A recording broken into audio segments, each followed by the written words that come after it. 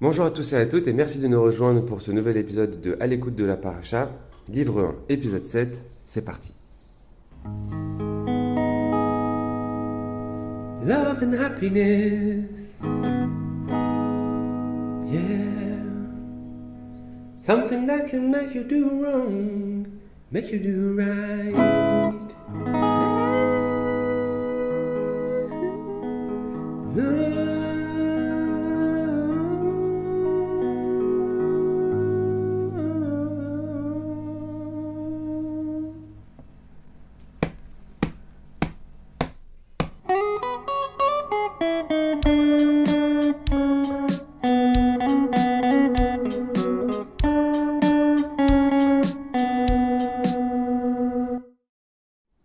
Le devoir de cette semaine est fortement inspiré des enseignements du Rav Sachs.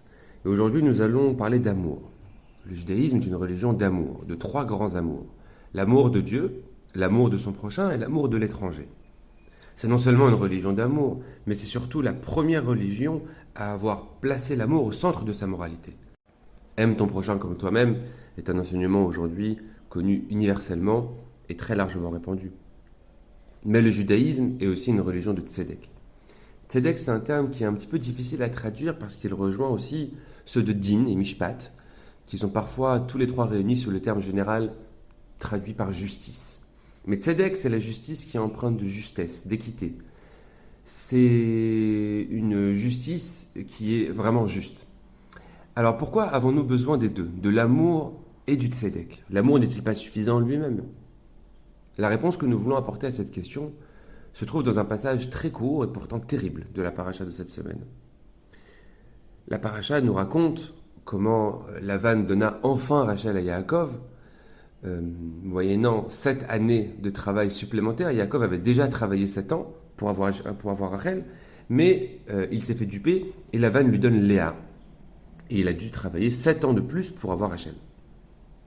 Les premiers mots de la Torah qui suivent l'annonce du mariage de Yaakov et de Rachel ont tout d'un happy end, en apparence tout du moins. Le verset nous dit « Vayavo gam el Rachel, vayehav gam et Rachel » Et il s'unit aussi à Rachel, et il aima Rachel. Apparemment, c'est attendu. On sait que Yaakov est fou de Rachel depuis le début. Pour lui, tout ira bien. Il a 2 épouses maintenant, il aime ses 2 épouses, et tout ira bien pour lui. Mais ce sentiment de happy end s'évapore instantanément lorsque nous poursuivons la lecture du verset d'un seul mot. Je vous relis le verset avec le mot supplémentaire. Vayavo gam el Rachel, vayehav gam et Rachel miléa. Il s'unit à Rachel et aima Rachel encore plus que Léa. Alors syntaxiquement parlant, ce miléa est très bizarre parce qu'il vient après un gam. Mais globalement, les commentaires disent que Yaakov aimait Rachel davantage que Léa. Et le verset suivant est encore plus inattendu, et il semble redistribuer les cartes. Vayar Hashem kisenu a Léa, vayiftach et rachma, verachel akara. Hashem vit que Léa n'était pas aimée, senua c'est carrément détesté, littéralement parlant, et il ouvrit sa matrice, mais Rachel était stérile. Donc le verset nous dit que Léa était haïe, mais l'était-elle vraiment? Pour certains, comme le Da'at Zekenim, et c'est aussi d'ailleurs l'avis du Rav Munk, Yaakov a nourri une vraie rancœur à l'égard de Rachel, à cause de la complicité qu'elle a eue dans la duperie de Lavan. Léa aurait pu refuser de prendre la place de Rachel. Et cette rancœur a duré des années, et elle se retrouve d'ailleurs dans les prénoms que Léa a donnés à ses enfants.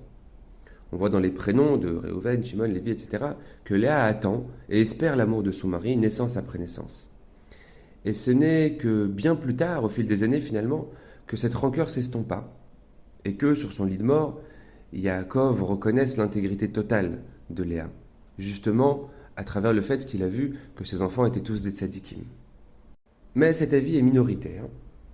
En passant, on apprend de là que la naissance d'un enfant n'est jamais un facteur d'équilibre ou de retour à l'équilibre dans un couple. Passons. En tout cas, l'avis répandu, c'est celui du Hamek Davar, du Kliakar, du Biur Yachar, c'est que, comparativement à l'amour que Yaakov portait à Léa, l'amour de Rachel était beaucoup plus grand. L'amour qu'il lui portait était beaucoup plus grand, beaucoup plus intense, beaucoup plus profond. Et le risque même d'enfoncer le clou en disant qu'habituellement, la première femme qu'un homme va connaître sera celle qu'il aimera le plus. Et que là, dans ce cas-là, dans le cas présent, c'était l'inverse. Même si Yaakov a d'abord connu Léa, eh bien son amour était entièrement porté vers Rachel. En tout cas, la question demeure. Pourquoi est-ce que le verset utilise-t-il le terme de Senua, haï?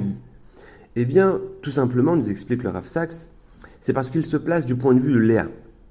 Léa sait que son mari aime davantage sa seconde épouse. Elle sait aussi qu'il l'aime également.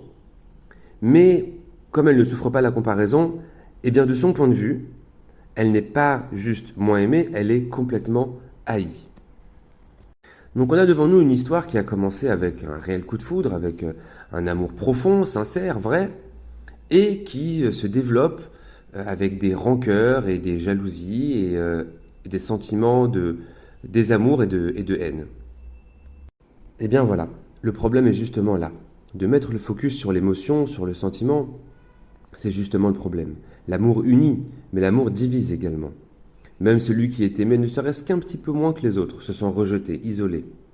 C'est la raison pour laquelle il est complètement, totalement même, impossible de construire une société, une communauté, ou même une famille sur l'amour uniquement. Il faut aussi le tzedek, la justice, l'équité. D'ailleurs, si nous regardons de plus près les occurrences dans Bereshit du terme ahav, aimer, eh bien nous voyons qu'à plusieurs reprises, ce terme est associé, en tout cas il est le moteur de grandes rivalités, notamment entre Yaakov et Esav, Yitzhak qui préférait Esav, Rivka qui préférait Yaakov, et elle l'a donc encouragé à récupérer son droit d'aînesse et sa bracha, etc. L'amour que portait Yaakov à Rachel, qui s'est cristallisé et intensifié sur son fils Yosef, et qui a ensuite, du coup, du fait de justement cet amour très profond qu'avait Yaakov pour Rachel, et donc du coup pour Yosef, Yaakov a été amené à favoriser Yosef, en tout cas à lui montrer plus d'affection, et cela a attisé la haine de ses frères à son égard. Et donc la vente de Yosef, et ça a précipité la descente en Mitzrayim. Donc il est curieux de voir que l'amour a été le catalyseur et l'amorce de deux des plus grandes rivalités de Sefer Bereshit. Nous avons un besoin impérieux de ces deux pôles, Ahava et Tzedek. L'amour est, je vais dire entre guillemets, corrompu, en tout cas il est biaisé, alors que le Tzedek est intègre. L'amour a trait au particularisme, alors que le Tzedek, lui, est universel. L'amour est dirigé vers un individu. Le Tzedek s'adresse à tout le monde. Mais l'amour qui ne comporte pas de Tzedek entraîne l'injustice. Et le Tzedek qui ne comporte pas d'amour est aride. Notre peuple a suffisamment fait les frais d'idéologies qui se réclamaient d'un Dieu d'amour. Je pense aux expulsions, aux croisades, aux agressions portées contre nous, aux spoliations. Et d'ailleurs, on le voit tristement aujourd'hui, le temps est parfois à la justice et pas à l'amour. Et même si nous sommes une religion d'amour, parfois le tzedek doit prévaloir. Et il n'est pas antinomique avec l'amour. Nous le voyons brillamment aujourd'hui dans l'attitude digne et humaine des soldats qui défendent nos vies et nos pays. Les Beatles chantaient « All you need is love ». France Gall chantait « J'ai besoin d'amour ». C'est vrai, mais c'est incomplet. Nous prônerons toujours l'équilibre et l'existence jointe de Ahava et Tzedek. Shabbat Shalom.